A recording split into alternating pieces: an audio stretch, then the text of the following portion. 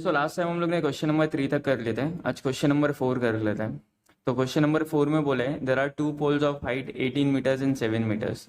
ठीक है, तो दो पोल है, एक की हाइट जो है वो 18 मीटर है और जो दूसरा पोल है उसकी हाइट 7 मीटर्स है। पोल का मतलब होता है खंबा। ठीक है, तो जो पहला जो अपने पास ये जो पोल दिख रहा है उसकी हाइट हम लोग 18 मीटर्स ले लेते हैं और जो जो दूसरा पोल है उसका हाइट हम लोग ले लेते हैं 7 metres. The length of the wire fast and at the top is 22 metres. अब ये लोग बोल रहे हैं कि दोनों पोल के टॉप पे एक वायर बंधा हुआ है। ठीक है, एक वायर है जो ऐसे करके बंधा हुआ है दोनों पोल के टॉप पे, और उस वायर की जो लेंथ है that is 22 metres. So this is 22 metres. Find the angle made by the wire with the horizontal. Now they are asking कि ये जो वायर है उसने क्या एंगल बनाया हॉरिजॉन्टल के साथ, वो फाइंड आउट करके बताओ। This is called as horizontal. ठीक है, so they are asking us to find out this angle. ये एंगल मार्किंग कर देते हैं हम लोग। जो फर्स्ट पोल है उसको ए बी ले लेते हैं, जो सेकंड पोल है उसको हम लोग पी क्यू ले लेते हैं। ओके, सो लेट अभी यहाँ पर देखो एक चीज़ कि अगर ये 7 मीटर्स है, ओके ये 7 मीटर्स है, और अगर मैं ये वाले पार्ट को यहाँ तक लेके आ जाऊँ और ये वाले पार्ट को यहाँ तक लेके आ जाऊँ, if I make something like this, ठीक है, क्वाड्रिलेटरल बनाता हूँ, तो यहाँ तक ये लेंथ कितना होगा, ये भी 7 मीटर्स होगा यहाँ से लेकर यहाँ तक। ठीक है, और मैं यहाँ पर लिख देता हूँ पॉइंट एक्स, यहाँ पर मैंने ले लिया point x. So this point x यहाँ तक ये कितना हो गया, 7 मीटर्स हो गया। तो if I want to find what is the length of the remaining part, मतलब अगर मुझे ए एक्स की वैल्यू फाइंड करनी है तो मैं कैसे लिखूंगा, मैं ऐसा लिख सकता हूँ a x plus x b is equal to A b, है ना। मतलब ये जो पूरा ए बी है वो कैसे मिलेगा हम लोग को, ए एक्स प्लस एक्स बी।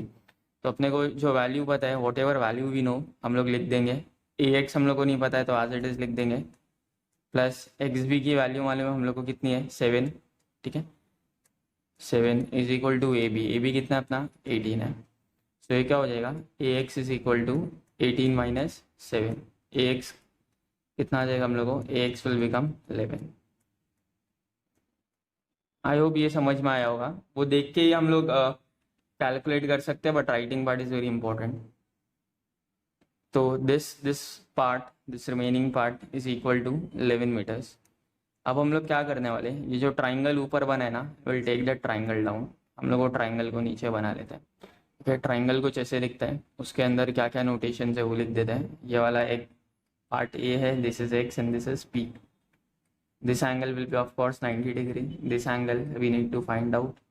और हम लोग को ये दिया है 11 मीटर्स और ये दिया है 22 मीटर्स। ठीक है, तो आई होप इतना समझ में आया होगा। अब हम लोग को बेसिकली क्या फाइंड करना है, इसमें अलग फाइंड करना है, सबसे अलग समय इसमें हम लोग को एंगल फाइंड आउट करना है। स्टिल हम लोग जो पहले का प्रोसीजर है वही फॉलो करेंगे। थीटा के सामने जो होता है दैट इज अवर अपोजिट, 90 के सामने जो होता है दैट इज अवर हाइपोटेनस। ठीक है, और जो बच जाता है that is called as adjacent. तो अभी हम लोग को दो चीज़ दी हुई है, क्या क्या दिया हुआ है, they have given us opposite and they have given us hypotenuse. तो ऐसा फॉर्मूला जिसमें अपोजिट और हाइपोटेनस आते हैं, what is that formula, old Harry very first formula that is sine theta. Therefore sine theta is equal to O upon H, मतलब opposite upon hypotenuse. So sine theta we don't know the value of theta, so will write it as it is. उसके वैसे लिख देंगे, opposite मतलब क्या, 11। ठीक है, and what is our hypotenuse 22। तो अभी हम लोग क्या करेंगे, इसको डिवाइड करेंगे, 11 वन सा 11 टू सा, तो अपने को क्या आ जाएगा, sine theta is equal to 1/2। So हमारी जो वैल्यू है वो कितनी आई, 1/2। बट हम लोग को साइन थीटा की वैल्यू नहीं फाइंड करनी थी, हम लोग को थीटा की वैल्यू फाइंड आउट करनी थी। अच्छा, अगर हम लोग टेबल रिफर करें तो उसमें साइन की कौन सी वैल्यू हाफ होती है, sine 30 is equal to half. Sine 30 क्या होता है, हाफ होता है। अगर इन दोनों को हम लोग कंपेयर करें, इसको और इसको हम लोग कंपेयर करें, तो यहाँ देखो 30 और थीटा दोनों सेम हो जाएगा। So for our theta is equal to 30 degree. इतना समझ में आया, इतना क्लियर है हम लोग को थीटा की वैल्यू कैसे मिली। सो हम लोग लिख देंगे कि the angle made by the horizontal, यहाँ पर क्या बोला था, find the angle made by the wire with the horizontal. तो क्योंकि वर्ड प्रॉब्लम है तो आंसर भी स्टेटमेंट में आना चाहिए, तो हम लोग यहाँ पर लिखेंगे therefore the angle made by the horizontal. तो अब क्वेश्चन नंबर 5 देख लेते हैं। तो एक झाड़ था जो तूफान आने की वजह से टूट के गिर गया, ठीक है। तो लेट्स मेक दैट ट्री, वो झाड़ बना लेते हैं हम लोग। ओके, तो स्ट्रॉम आने से पहले झाड़ ऐसा था, बट स्ट्रॉम आने के बाद क्या हुआ, झाड़ यहाँ से जो है वो टूट गया, टूट के सा गिर गया। A storm broke a tree and the tree top arrested 20 metre from the base. ये लोग बोल रहे हैं कि जो ट्री का जो टॉप है वो 20 मीटर दूर जाके गिरा, किससे, बेस से, ठीक है। सो दे मीन टू से कि जो डिस्टेंस है यहाँ से यहाँ तक का, दैट इज 20 मीटर्स।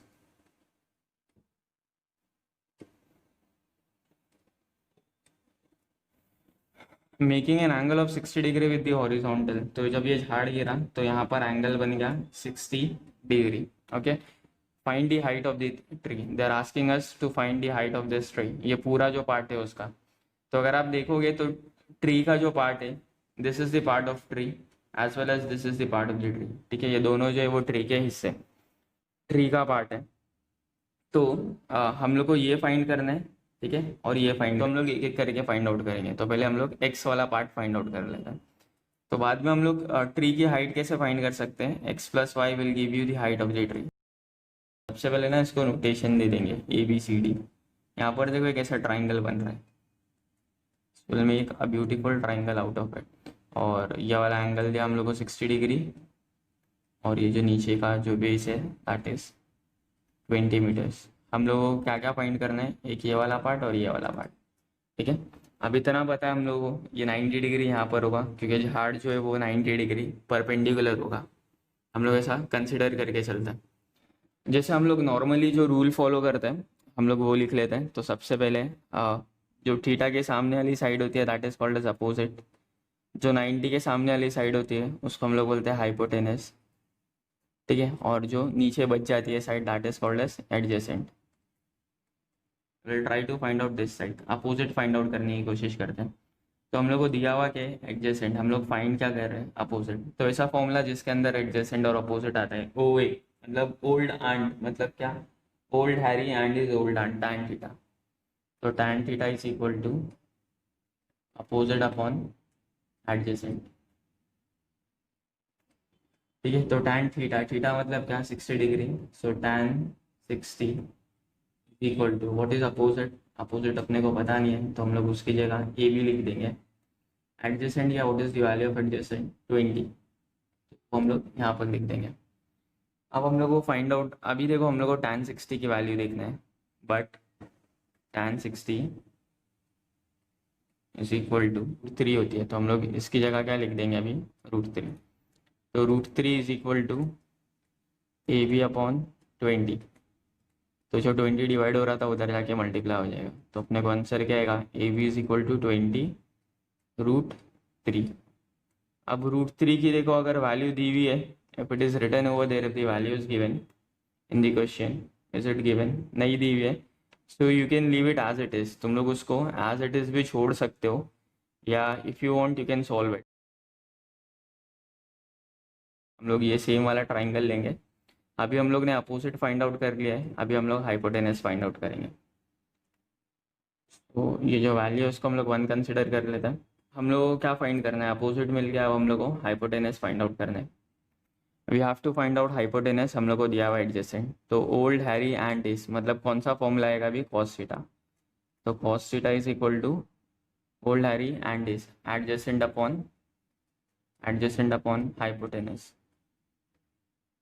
ओके, तो कॉस थीटा, थीटा मतलब क्या, 60 डिग्री। तो cos 60 is equal to adjacent, adjacent मतलब 20, हाइपोटेनस जो हम लोग को फाइंड आउट करना है। तो instead of writing hypotenuse what we can write is, we can write AC। हम लोग यहाँ पर AC लिख सकते हैं, ठीक है। कॉस 60 की वैल्यू होती है half, but cos 60 is equal to half, ठीक है। देयरफॉर यहाँ क्या लिखेंगे हम लोग, half is equal to 20 upon AC। तो AC इधर आ जाएगा और 2 उधर चला जाएगा, तो AC हो जाएगा 20 into 2 which is equal to 40।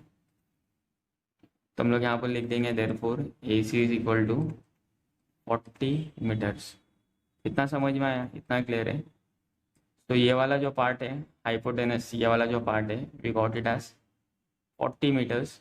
अच्छा, इसको हम लोग 2 कंसिडर कर लेंगे, this will be taking as 2। So from 1 and 2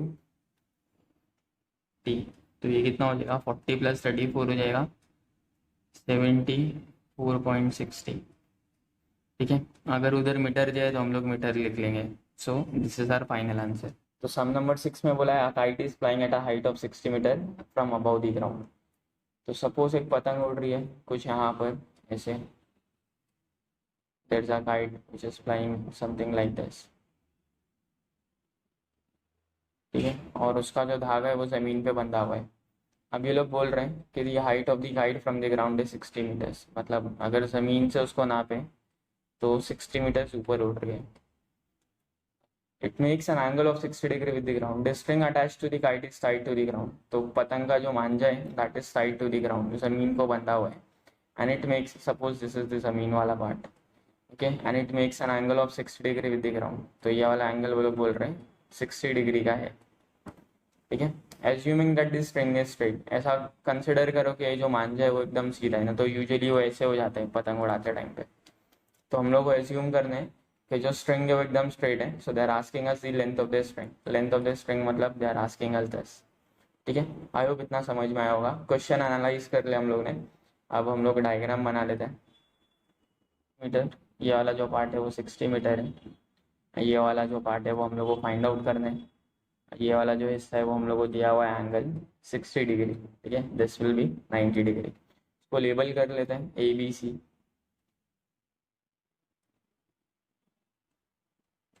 string का मतलब मान जाए। ठीक है, ओके। तो अभी हम लोग को बेसिकली फाइंड आउट क्या करना है, बहुत आसान सा है। हम लोगों को दिया हुआ है, पहले वो सब लिख लेते हैं, अपोजिट एडजेसेंट, 90 के सामने वाला हाइपोटेनस, 60 के सामने वाला अपोजिट, और जो रिमेनिंग साइड है that will be which is adjacent. अभी हम लोगों को क्या दिया हुआ है, they have given us the value of opposite that is 60 and what are they asking us is hypotenuse. तो अपोजिट दिया हुआ है, हाइपोटेनस पूछ रहे। तो व्हाट इज दैट फॉर्मूला, सबसे पहला formula old Harry sine theta, so will use that formula. तो sine theta is equal to opposite upon hypotenuse. Sine theta क्या होता है, अपोजिट अपॉन हाइपोटेनस होता है। तो हम लोगों को अपोजिट के वैल्यू दी है, अपोजिट के वैल्यू 60 दी है, 60, और हाइपोटेनस की वैल्यू दी है क्या, नहीं दी है। But what is hypotenuse, hypotenuse AC है, सो will write it down AC over here. ठीक है, एंगल कितना है, एंगल दिया है 60 डिग्री। तो sine 60 is equal to 60 upon AC। I hope इतना समझ में आया। साइन 60 की वैल्यू क्या होती है 3/2 which is equal to 60 upon AC। इतना समझ में आया। अब हम लोग को क्योंकि AC फाइंड आउट करना है, हम लोग AC को ऊपर लेके चले जाएंगे। So this will look like AC is equal to, sorry AC upon 2 is equal to 60 upon √3। इतना समझा, और दिस 2 विल गो देयर, और ये हो जाएगा AC इज इक्वल टू, इतना समझ में आया।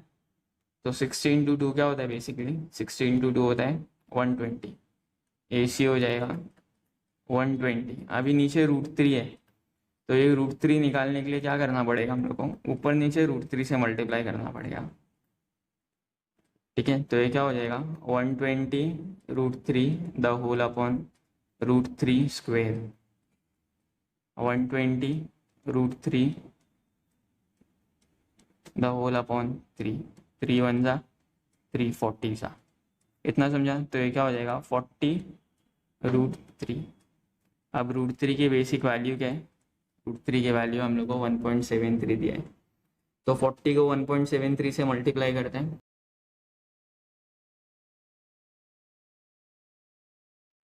So with this we complete trigonometry. In case if you want to know any other sum, कोई दूसरा सम सीखना है आपको, तो आप कमेंट सेक्शन में मुझे बता सकते हैं। Thank you.